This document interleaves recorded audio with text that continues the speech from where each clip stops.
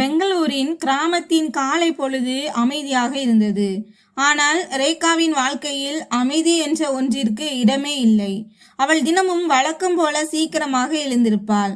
அதிகமாக யோசிக்காமல் நேரடியாக வேலைகளில் இறங்கி விடுவாள். அம்மாவுக்கு மருந்து கொடுத்து அடுப்பங்கரையை கவனித்து தம்பியை பள்ளிக்கு அனுப்பிவிட்டு அவளும் டியூஷன் எடுப்பதற்காக புறப்பட்டு விடுவாள். நாள் முழுவதும் குழந்தைகளுக்கு பாடம் சொல்லி கொடுத்துவிட்டு மாலை பொழுது சாய தொடங்கியதும் அவள் தன் பழைய சைக்கிளில் வீடு திரும்பி கொண்டிருந்தாள். வழி சற்றே ஆள் நடமாட்டம் இல்லாமல் இருந்தது. சுற்றிலும் வயல்வெளிகளும் லேசான காற்றும் வீசி கொண்டிருந்தது. ரேகா வேகமாக சைக்கிள் மிதித்து சென்று கொண்டிருந்தாள். ஏனென்றால் அவள் வீட்டிற்கு சென்று அம்மாவுக்கு சமையல் செய்ய வேண்டி இருந்தது.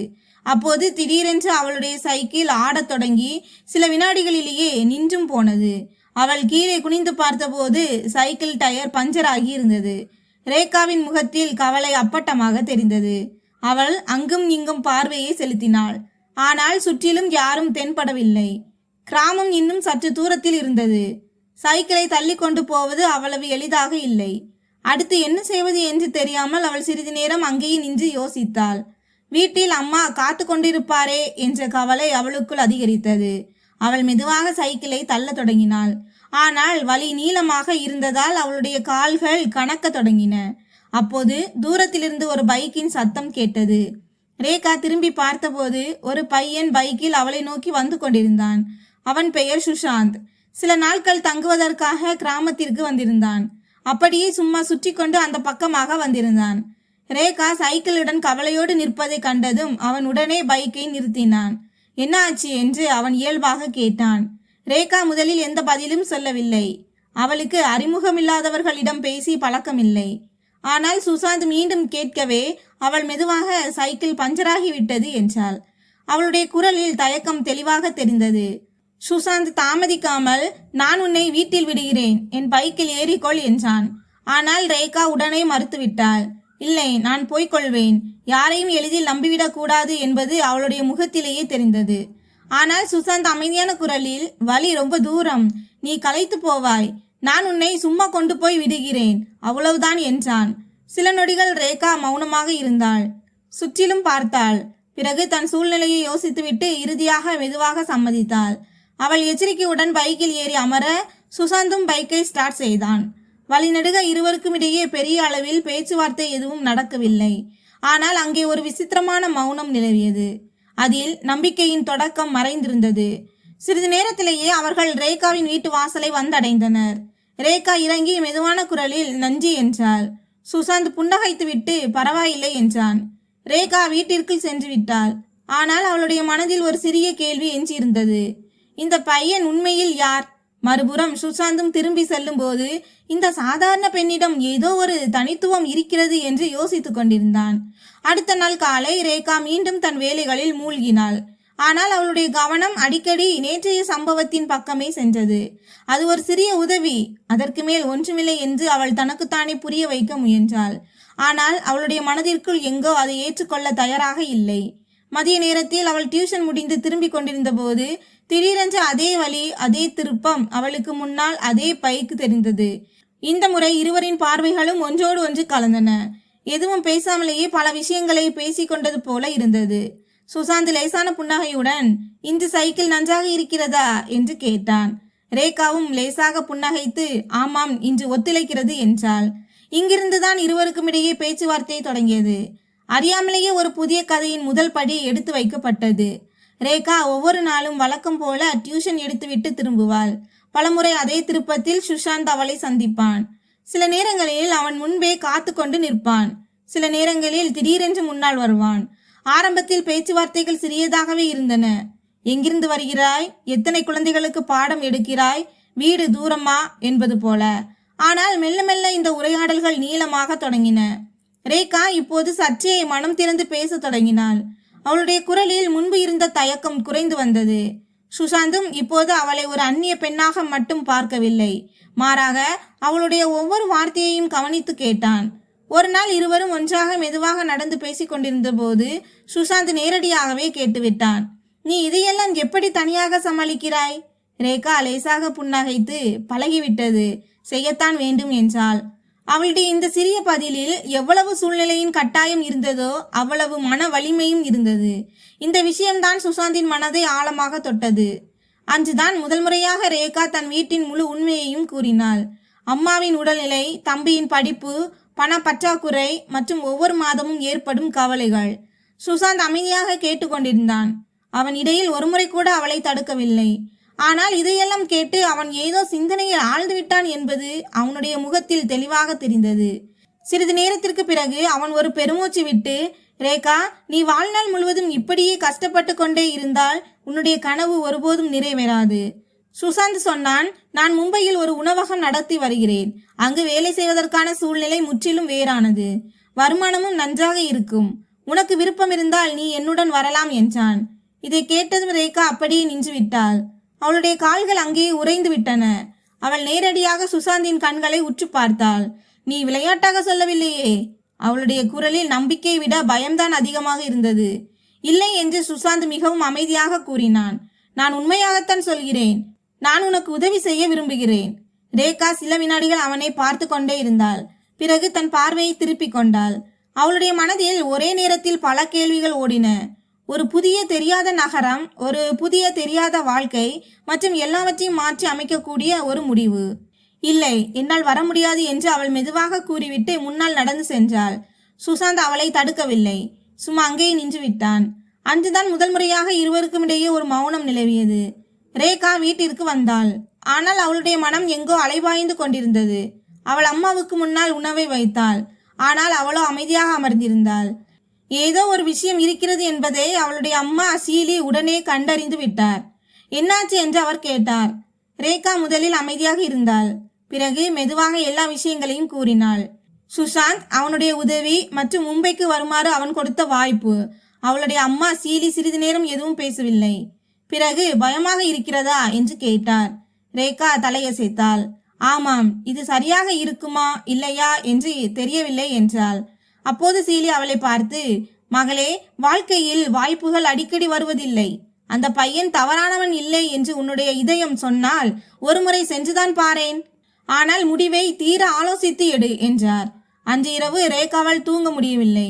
ஒருபுறம் அவளுடைய வீடு, மறுபுறம் பொறுப்புகள் மற்றும் ஒரு புதிய வாய்ப்பு, புதிய வாழ்க்கை. காலை விடுவதற்குள் அவள் தன் மனதிற்குள் ஒரு முடிவை எடுத்துவிட்டாள். அடுத்த நாள் அவள் சுசாந்த் அடிக்கடி சந்திக்கும் அதே வழிக்கு சென்றாள். இந்த முறை சுசாந்த் முன்பே அங்கு காத்து கொண்டு நின்றிருந்தான். ரேகா கண்டிப்பாக வருவாள் என்று அவனுக்கு நம்பிக்கை இருந்தது போல. இருவரும் சில வினாடிகள் அமைதியாக இருந்தனர். பிறகு ரேகா மெதுவாக, நான் வந்தால் எல்லாம் சரியாக இருக்கும் அல்லவா என்றாள்.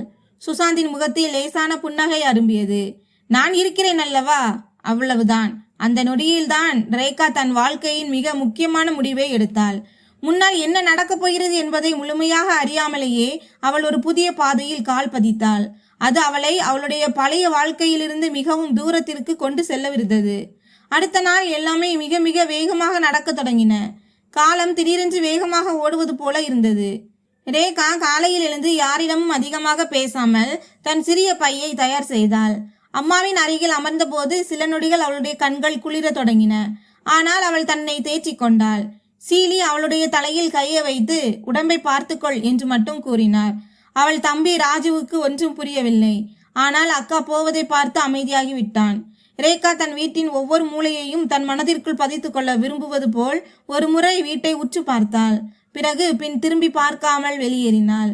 வெளியே சுசாந்த் முன்பே காத்து கொண்டிருந்தான். அவன் தயாராகி விட்டாயா என்று மட்டும் கேட்டான். ரேகா லேசாக தலையசைக்க இருவரும் புறப்பட்டனர். கிராமத்தின் அந்த வழி, அந்த வயல்வெளிகள், அந்த ஒற்றையடி பாதை எல்லாமே பின்னோக்கி சென்று கொண்டிருந்தன. ரேகா அமைதியாக அமர்ந்து எல்லாவற்றையும் பார்த்து கொண்டிருந்தாள். அவளுடைய மனதில் பயமும் இருந்தது, அதே நேரத்தில் நம்பிக்கையும் இருந்தது. சில மணி நேரங்களிலே அவர்கள் நகரத்தை அடைந்து அங்கிருந்து ரயில் ஏறி மும்பைக்கு புறப்பட்டனர். ரயிலில் பயணம் செய்வது ரேகாவிற்கு முற்றிலும் புதிய அனுபவமாக இருந்தது. கூட்டம், சத்தங்கள், அதிவேகம் எல்லாமே விசித்திரமாக இருந்தது. அவள் ஜன்னலோரம் அமர்ந்து வெளியே வேடிக்கை பார்த்து கொண்டிருந்தாள். தன் வாழ்க்கை இனி உண்மையாகவே மாறப்போகிறது என்று தன் மனதிற்குள் நினைத்து கொண்டாள். சுசாந்த் இடையிடையே அவளிடம் பேசி அவளை இயல்பாக்க முயற்சி செய்தான். ஆனால் ரேகா அதிகமாக எதுவும் பேசவில்லை. அவள் ஒவ்வொரு நொடியையும் புரிந்து கொள்ள முயல்வது போல எல்லாவற்றையும் உணர்ந்து கொண்டிருந்தாள். நீண்ட பயணம் முடிவடைந்து இறுதியாக இருவரும் மும்பையை வந்தடைந்தனர். மும்பை அங்கு எல்லாமே மிக வேகமாக இருந்தது.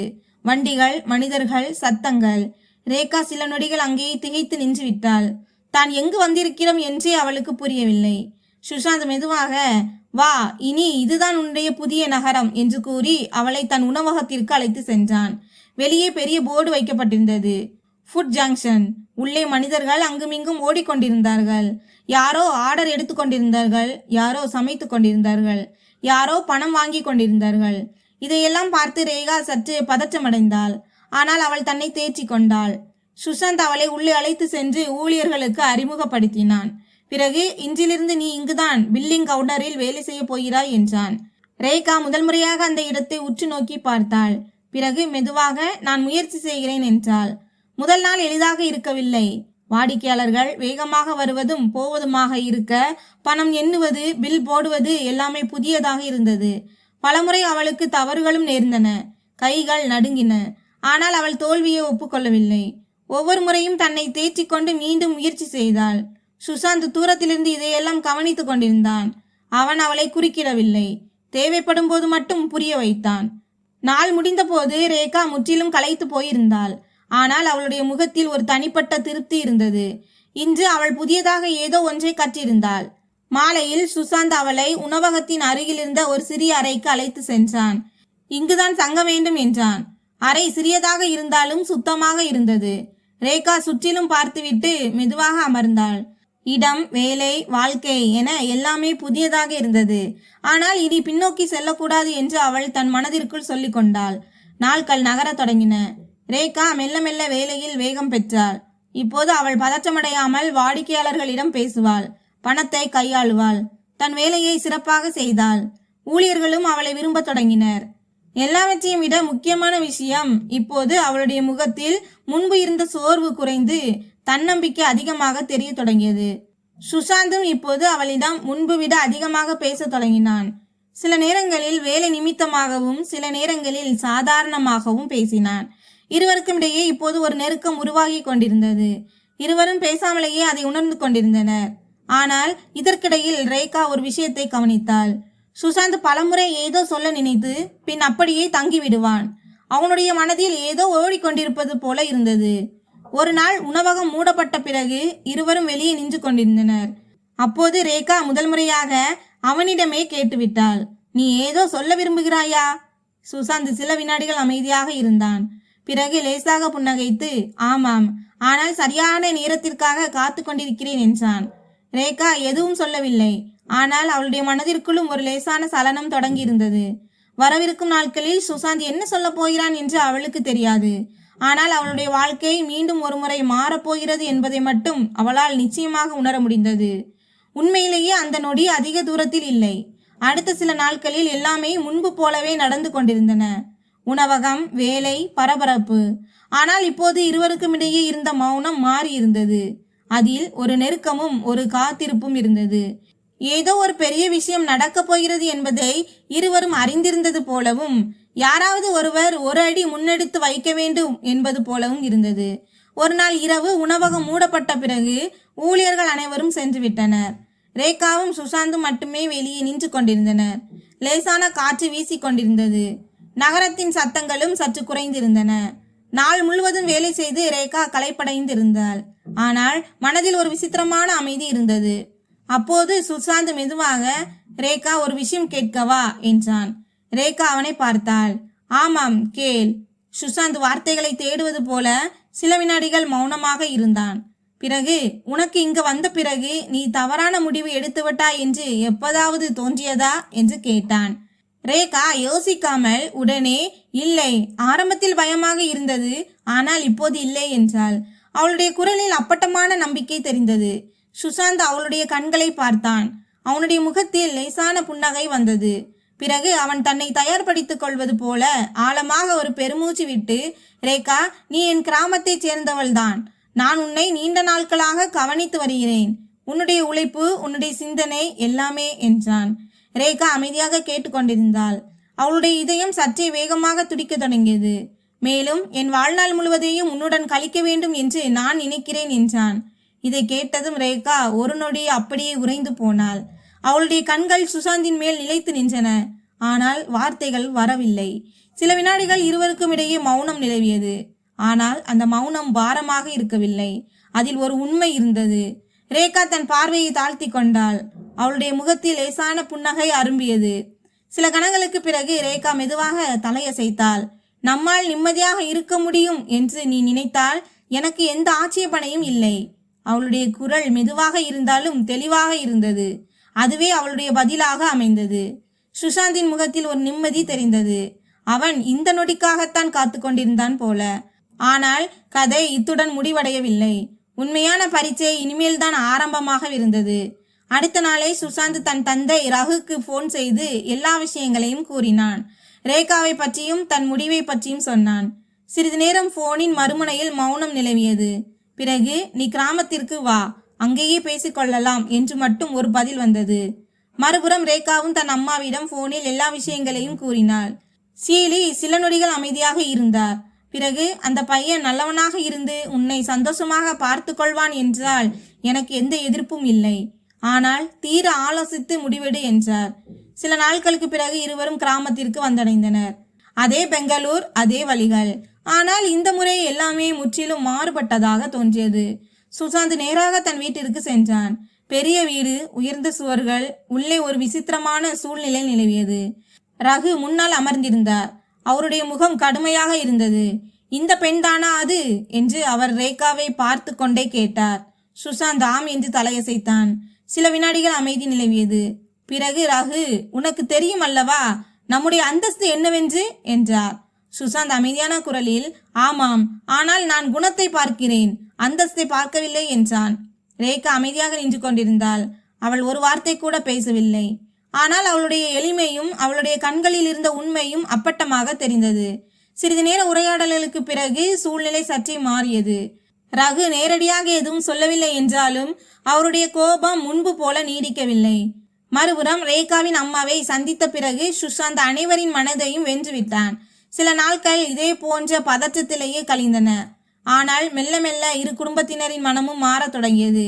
இறுதியாக இருவரும் இந்த உறவிற்கு சம்மதம் தெரிவிக்கும் அந்த நாளும் வந்தது. ரேகாவும் சுஷாந்தும் புரிந்து கொண்டனர். இப்போது அவர்களின் வாழ்க்கை உண்மையாகவே ஒரு புதிய திசையை நோக்கி சென்று கொண்டிருக்கிறது. சுஷாந்தின் பெரிய வீடு விளக்குகளின் ஒளியால் ஜொலித்தது. அதனுடன் சேர்ந்து ரேகாவின் சிறிய வீடும் மகிழ்ச்சியால் நிறைந்தது.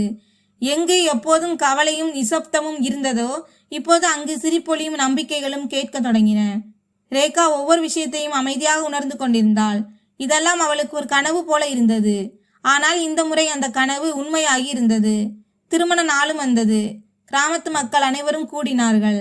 எல்லாரின் பார்வையும் ரேகாவின் மீதே இருந்தது. ஒரு காலத்தில் சைக்கிளில் டியூஷன் எடுக்க சென்ற அதே சாதாரண பெண் இன்று அந்த கிராமத்தின் மிகப்பெரிய வீட்டின் மருமகளாக போகிறாள். ஆனால் அவளுடைய முகத்தில் தலைக்கணமோ ஆடம்பரமோ இல்லை. எப்போதும் அவளுடைய அடையாளமாக இருந்த அதே எளிமையும் அமைதியும் தான் இருந்தது. சுஷாந்தும் அவளை பார்த்து புன்னகைத்து கொண்டிருந்தான். தன் முடிவை சரியாகத்தான் எடுத்திருக்கிறோம் என்ற நம்பிக்கை அவனுக்குள் இருப்பது போல. சடங்குகள் தொடங்கின. சிறிது நேரத்திலேயே ரேகாவும் சுஷாந்தும் ஒரு பந்தத்தில் இணைந்தனர். அந்த பந்தம் வெறும் 2 மனிதர்களுக்கானது மட்டுமல்ல, 2 வெவ்வேறு வாழ்க்கைகளுக்கானது. ரேகா ஒருமுறை தன் குடும்பத்தினரை திரும்பி பார்த்தாள். அம்மாவின் கண்களில் மகிழ்ச்சி கண்ணீர். தம்பி ராஜு பெருமையோடு தன் அக்காவை பார்த்து கொண்டிருந்தான்.